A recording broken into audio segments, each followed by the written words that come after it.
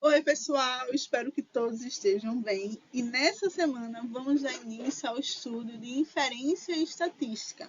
Vamos entender como funciona, quais os elementos principais para o estudo da inferência estatística.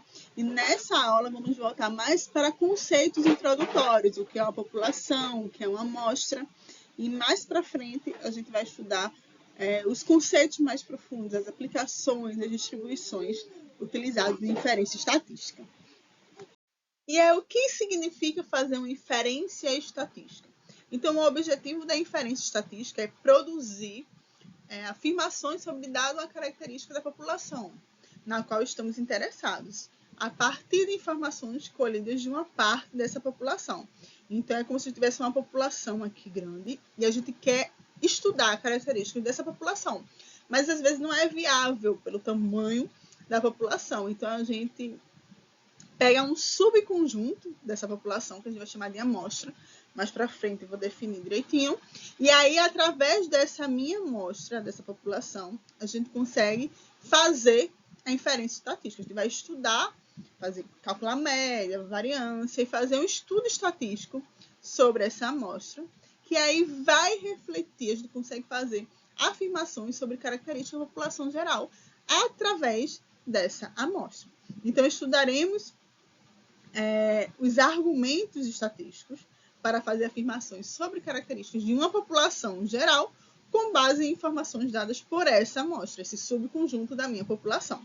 Por exemplo, eu quero fazer aqui uma estimativa, calcular o peso médio da população se é maior do que 80 quilos. Então, se eu pegar uma população de uma cidade, eu consigo pegar uma amostra, um subconjunto de pessoas de alguns bairros e ali conseguir calcular uma média desse peso, e aí com isso a gente consegue criar, afirmar, projetar características da população toda através dessa minha amostra. Outro exemplo, a resistência média de vigas de um tipo de material é autossuficiente para se adequar às normas? Um novo medicamento traz um benefício médio mais alto do que o benefício médio do medicamento antigo? Então, esses estudos, essas estatísticas, a gente consegue calcular através de amostras de população. Então, formalmente falando, população é o conjunto de todos os elementos ou resultados sob investigação. E a amostra é qualquer subconjunto da população, qualquer parte de elementos da minha população. Então, por exemplo, se estivéssemos observando a durabilidade de lâmpadas e testássemos todas até queimarem, não restaria nenhuma lâmpada para vender. Certo? Então, assim, a solução é selecionar parte dos elementos. Vou pegar uma amostra dessa minha população, vou analisar e inferir propriedades para o todo, que é a minha população. E não faria sentido a gente testar todas e depois ficar sem. Então, a gente faz uma amostra, pega um subconjunto, analisa, estuda ali aquela amostra e a gente consegue inferir propriedades para toda a população. Aqui temos a representação através do diagrama do que seria a população e a amostra. E aí as medidas usadas para descrever populações são chamadas de parâmetros e as medidas computadas para dados amostrais são chamadas de estatísticas. E aí mais para frente a gente vai definir formalmente o que é parâmetro e estatística e mostrar alguns exemplos. Mas basicamente aqui a gente está mostrando a população como um todo, são todos os elementos, e a amostra é selecionar alguns elementos, um subconjunto dessa população. Exemplo, suponha que você tem uma população de 4 alunos. Então, o tamanho da sua população é n igual a 4. E aí, vamos determinar que a variável aleatória x seja a idade dos alunos. Então, queremos fazer uma análise com respeito à idade dos alunos. Então, os valores possíveis de x são 18, 20, 22 e 24 anos. Pergunta: quais são as amostras possíveis de tamanho 2, de 2 alunos, com reposição? Então, quais são as amostras possíveis? Então, considere todas as amostras possíveis de tamanho 2, aqui dado nessa tabela ao lado. Então, na primeira coluna e a primeira linha aqui, corresponde aos possíveis valores que nossa variável pode assumir, que são as idades 18, 20, 22 e 24. E aqui dentro dessa tabela, as entradas correspondem às amostras possíveis de tamanho 2. Então, se eu fizer a primeira fazer uma amostra coletar 2 idades, 2 alunos, então vai ser 18, 18. Ou então, uma amostra entre os 4, pode ser 18, 20 e assim por diante, certo? Como aqui na questão ele pede com reposição, então toda essa diagonal principal aqui, ela está sendo considerada, tá? Que a gente pode repor. Então, se eu fizer a primeira observação e coletar para a minha amostra a idade, o aluno com a idade 18, eu posso repetir também 18, 20, 20, 22, 22, 24, 24. Se fosse sem reposição, eu desconsideraria esses valores aqui repetidos.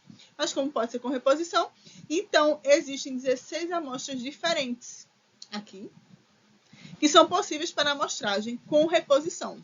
E todas têm a mesma chance de serem sorteadas. E uma vez que a gente obteve uma amostra, muitas vezes também desejamos usá-la para produzir alguma característica específica. Por exemplo, se quisermos calcular a média da amostra, eu pego lá a população e pego uma amostra de tamanho N, x1, x2, x3 até xn. E aí podemos também calcular a média dessa minha amostra. E aí essa média será dada por é representada aqui a anotação, esse x com a barrinha em cima. E aqui representa, eu somo todos os valores da minha amostra e divido pelo número de parcelas. E aqui a gente obtém a média da amostra.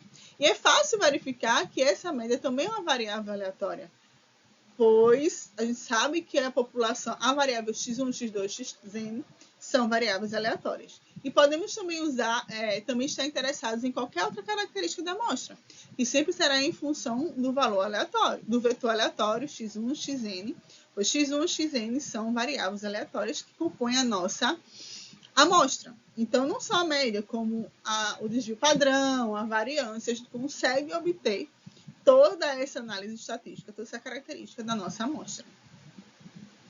E aí, reforçando o que foi dito nos slides anteriores, a partir de uma população, selecionamos o subconjunto de observações x1, x2, xn, que consiste em uma amostra de tamanho n, e como a amostra ainda não foi retirada da população, os valores x1, x2, xn são variáveis aleatórias também.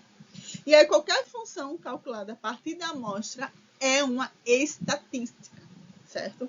Então, a gente chama de média a média amostral, que é a média obtida através da amostra, desvio padrão amostral, variância amostral, mediana e assim por diante.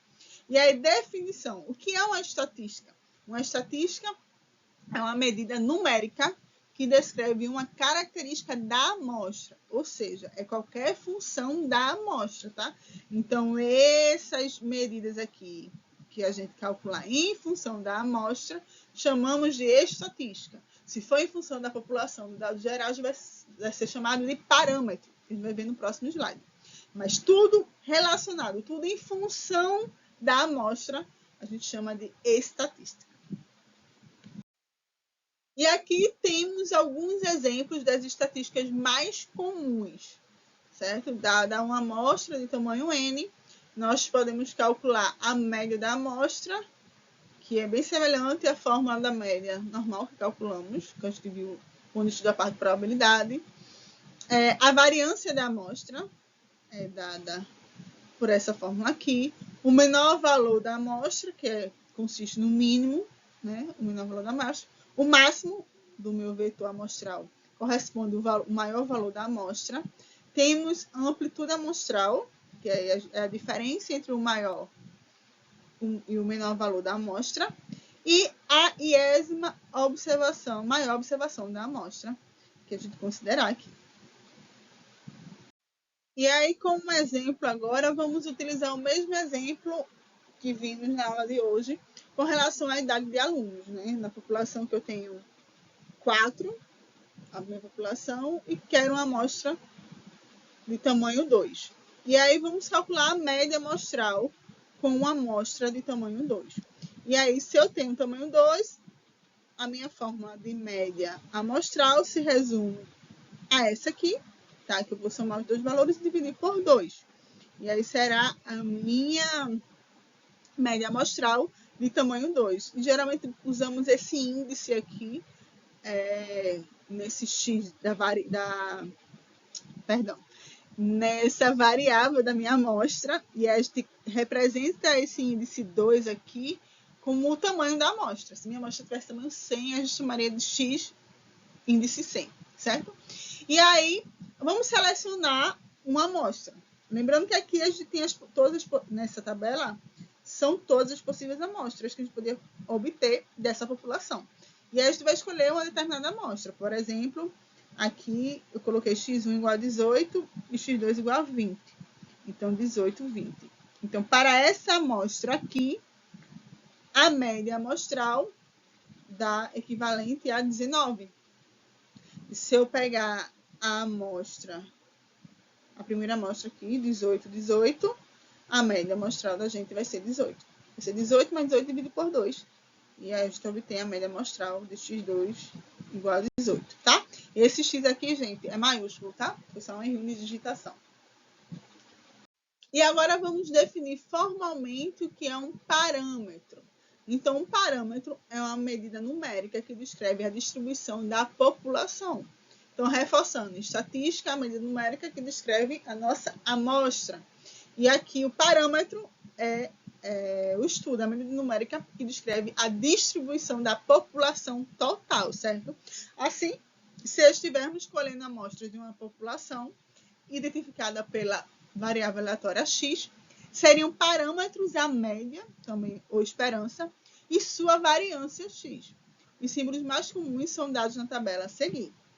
Então, a média, representa por μ, que também pode ser chamada de esperança de x, aqui é a população.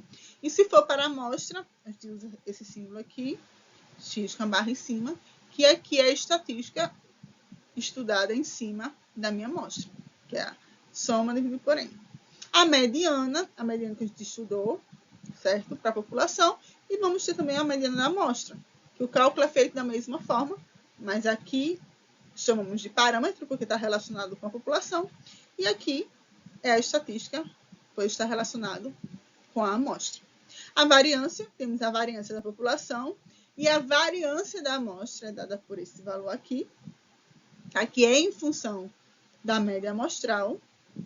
Número de elementos, aqui eu tenho a população que é n, o número total, e um nzinho, como se fosse um subconjunto, com nzinho menor, ou igual que n, e a proporção, que aí a gente faz o estudo da proporção, os cálculos são semelhantes, tá?